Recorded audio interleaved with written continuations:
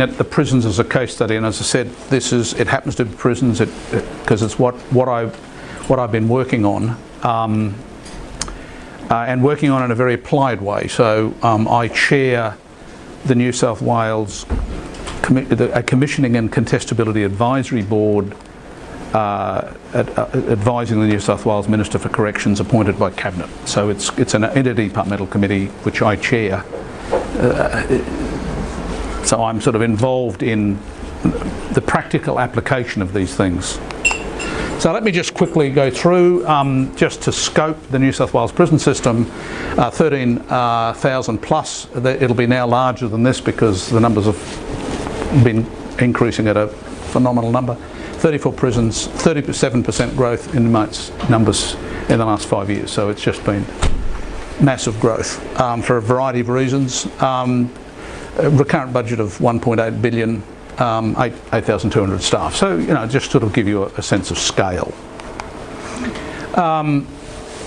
Prison contracting in New South Wales, 1992, Junee Prison was contracted. Australia did prison contracting just a little bit ahead of the UK, and influenced initially more by the US precedent.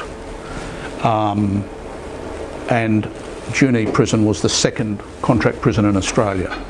The three-way forward prisons in 2003, 2008, as I mentioned, Parkley Prison was done in 2009, existing prison that a Labor government outsourced. In 2017, a new PPP prison, and this year as well, the market test for John Moroney Correctional Centre won by the in-house team. So that's the scale of things. We have quite a history of prison contracting in Australia. The first one done in 1990, and it is, as you can see, continued. Various of these have been recompeted right across the country. In New South Wales, sorry. Interestingly, what was the original driver for contracting out the prisons? Was it to reduce costs? Was it to improve safety? Was it sort of a political decision? Yep. Good question. Queensland's my home state, and I did my law degree there, so the Queensland prison system is a subject that I feel passionate about. It was rubbish. As late as '88, when they had an international expo there, just 2 years before that was built, there's photographs that one of my colleagues from Queensland, he and I teach a subject together at Griffith University in Brisbane, photographs of slopping out and of just horrific conditions. I mean, really appalling conditions. And a situation where on one occasion the Director of Corrections turned up at a prison and was made to wait for an hour or so outside before he was allowed in, just so the message about where the power lay was clear. So there were really serious problems. In '88, I think it was, a businessman was appointed to look at that. He just ran retail outlets, and he suggested that one prison be contracted for the purpose of creating a benchmark. So it was that was the sort of origins of it. Look, I think probably the North American experience suggested that there were an awful lot of efficiencies could be gained, and better controls exercised. And while no one was sort of wanting to necessarily copy the Americans, there seemed to be a precedent there that worked well enough. I do think that the UK stepping in and doing it well early on then helped set a precedent. I think there was the prisons market here was done very well in its early stages. Would you say it was now? I mean, no, I think it is deteriorated. Partly because government set about deliberately to try to save even more money and to make those prisons meaner. The fact is, for a long time, I mean, through the Blair years, they talked about using prison contracting to drive their decency agenda. So it was used to derive better results. The first protests against the Walls, when the Walls was contracted here, the first protests that came from essentially the academic community to say, oh, you know, American prison contracting, horrific, you shouldn't do this. The pushback came from prisoners, and I've got copies of the letters they were writing to the papers saying, would you people please bugger off? Because if I go to this prison, I'll be out of my cell for many more hours than in the prison I'm in now. And so it was used to, it certainly saved money, but it was also used to drive a better set of outcomes. So Australia did that, just not as, it was just not as dramatic an effect, but it happened in Australia as well. So we've had, like the UK, we've generally had a good experience with prison contracting. We have some excellent contract prisons in Australia. So it's not the North American experience, which has not been as happy. So the original objective of the New South Wales Better Prisons program was reduce cost. That's where it started. It has morphed so that the focus has been on improved efficiency and effectiveness. It's yes, there's some savings, but the Ministry of Justice and the Commissioner of Corrections have been able to refocus that on questions of efficiency, which are different from questions of cost, and to pursue a program that, again, this Commissioner, when he arrived, was interested in increased delegation. It had been a very centralised system previously, and accountability.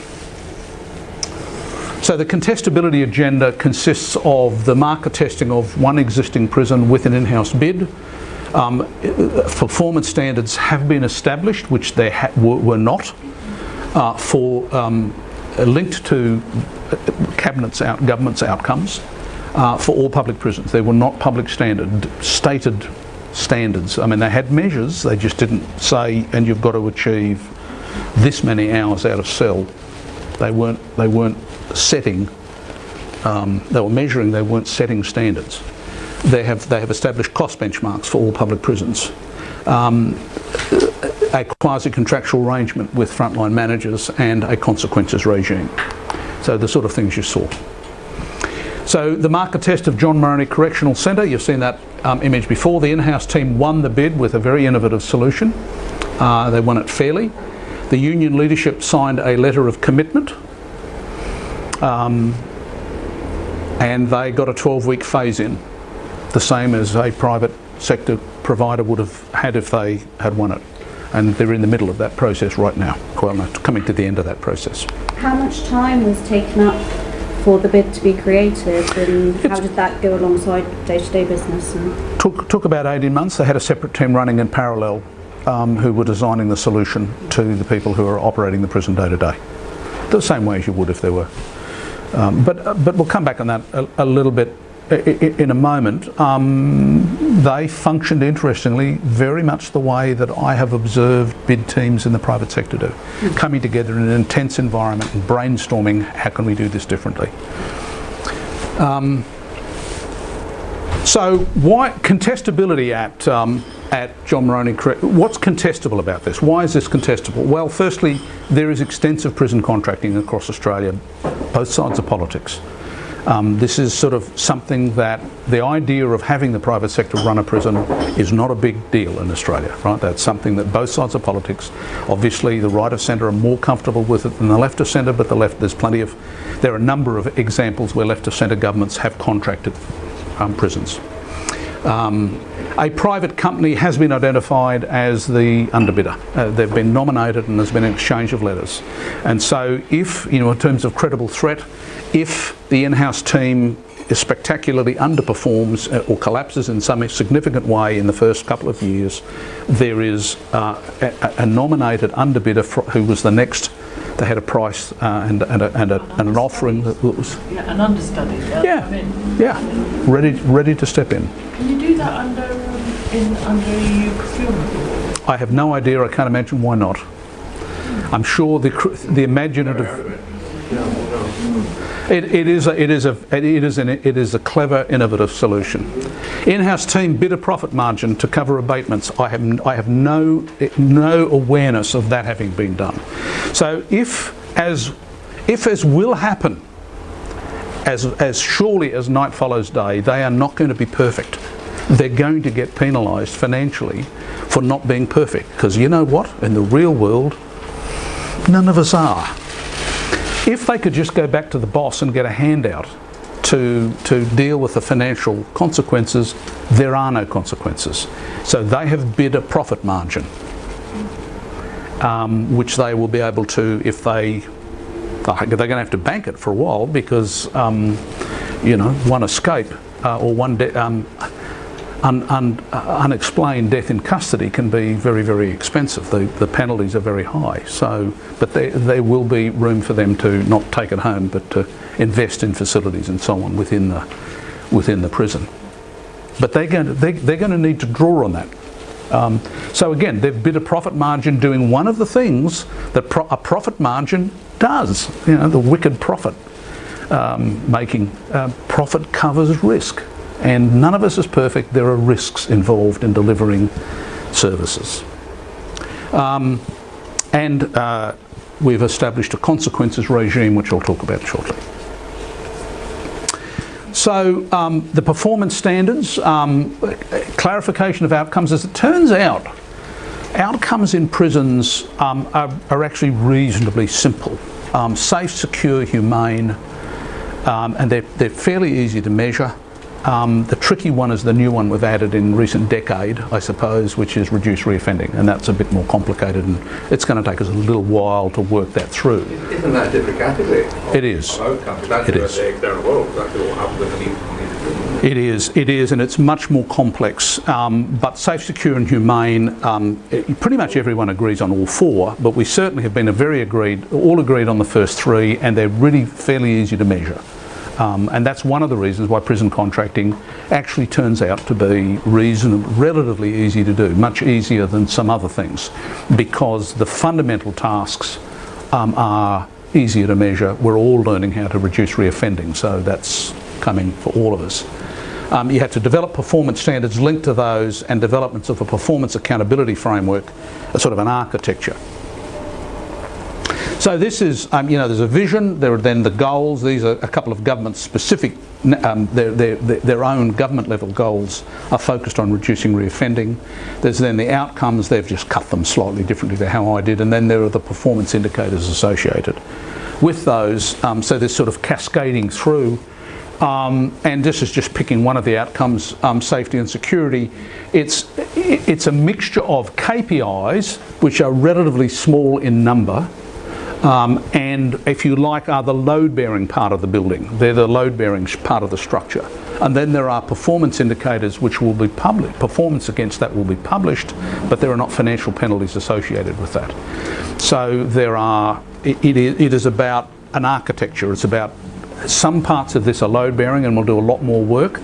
My way of describing the performance indicators is this, that in effect it's the prison system saying, we reckon if you're not hitting these indicators, you're not going to hit your KPIs, based on our experience, but we might be wrong. So we're not, So it's this balance. It is an architecture. It's designing a system, parts of which do, sort of about financial incentives, other parts of which will go to reputational incentives, different parts doing different work. The cost benchmarking is a desktop analysis done, as I said, looking at public-to-public prisons within New South Wales, public-to-public prisons across, comparing them with the next state to the north, Queensland, and then a much lighter comparison between the public and private prisons within New South Wales, because they are more different. I mean, they're all different from each other, and that's the thing about benchmarks.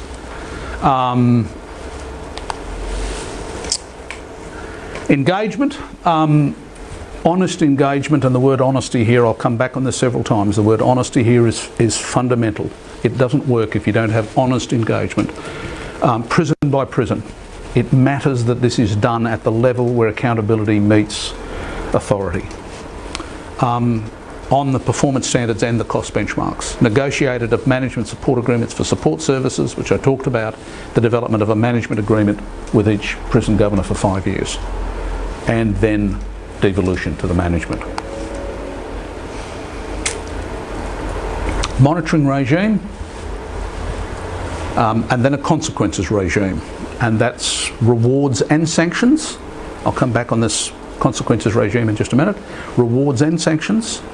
You've got to have both. I remember the chief executive of Serco saying to me at one point, he said, you think what it's like trying to run an organisation where you're going to ever fail. That's not a healthy environment. You need to have both. And that's hard in the public sector.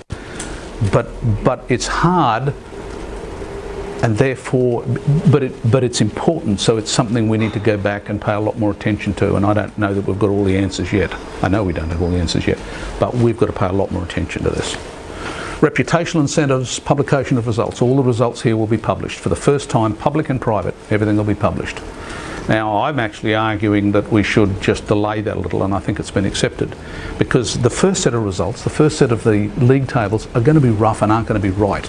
And you don't want to damage the system by publishing stuff that is really about the crappiness of your data set and your methodology, not about how people are actually performing. So let's just take some time before we push it out there into public glare to get it right. Governance incentives. Earned autonomy. So not all of the benchmark prisons have to be pushed all the way out to begin with. People can earn their autonomy as the capabilities are developed and as they develop the internal ability to do it. Financial incentives with the public ones, question mark. Can you offer small financial incentives as a bonus, as a reward? Difficult to have for the reasons for it. You can do it on a contract prison, but on a benchmark prison I think it's a bit more difficult to have negative financial rewards, because they will just have to go back to the boss. And they should be escalating. We'll back on that a bit. So that's where I was going to stick in the video you've just seen. So one of the important insights here for me is that commissioning is both a lever and a place to stand. You need a set of tools, but you also need permission or authority in order to create honest conversations, to push back at policy and funding, to say, I can't hold these people accountable if you try to give them all those outcomes without the budget.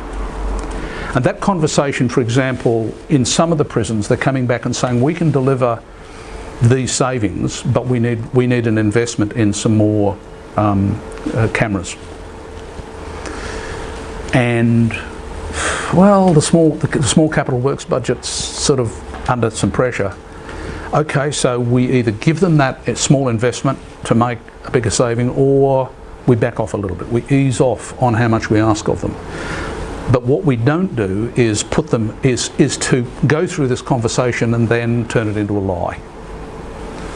It's got to be an honest process where when now some of them are pushed back with some stuff that's a bit of an ask, and that's all right. They've been told no, that's a bit of an ask. But where they're coming back with fair, good points, take it on board. Have an honest conversation about it. Otherwise, it won't work. And that might have been the end of the slides. So that's just was me just sort of then stepping into a specific case study where we're in the detail of working out what this means. Been hugely valuable for me, both as a former central agency bureaucrat and a policy maker, but also somebody who now is in an academic position to work through this and to see why it is that this stuff actually runs into problem in the application.